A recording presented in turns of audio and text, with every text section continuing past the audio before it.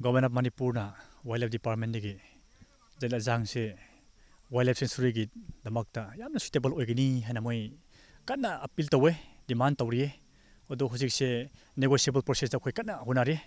odo hoina hangbuda jela jang khun se resettlement gi damakta yabra yabredra hada moina haibse muk khun se hongdok pa haibse lairoi adum laibi yai han moi haire hojik hoi urib se hoi jela lek ne koi digi 4 legs hojik saubo le ado manung ta hojik lairib se saubo koi gi saubo ne saubo area se 9 hectares se saubo ne jela lek se ado hojik hoi kana su honari process tawri moina haibse sanctuary declare to khurdi si lek ma pan si su loina ecotourism ge moi othangni hana haibne laibi hoi gi dama su khoi yamna pigni na moi declare tawe nature reserve su tawe khoi se khoi village authority level degi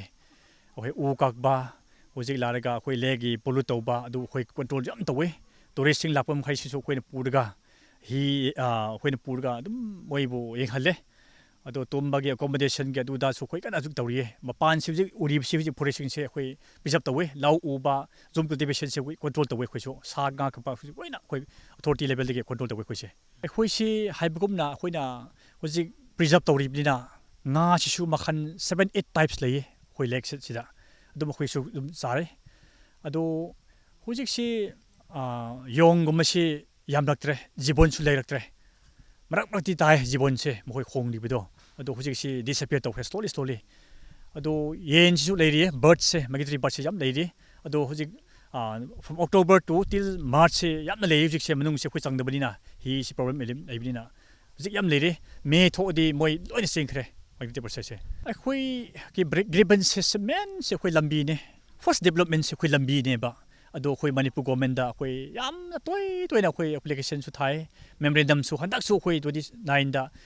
khoi ge honorable CM la khoi da khoi pikhrabani lambi so thong si yamna simbiyo haina hoji khoi ne yengni si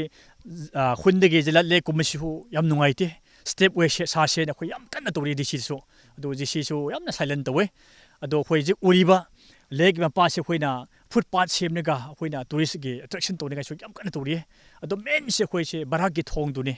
khoi toina every year khoi se dum khoi meram su dum pie ado women se tawdi tawbigini hai ado so moi gi wildlife sanctuary se declare torodi pachana thong su chagani labi hu su yam tawbigini moi promise tawe hujik bakpudi tawri je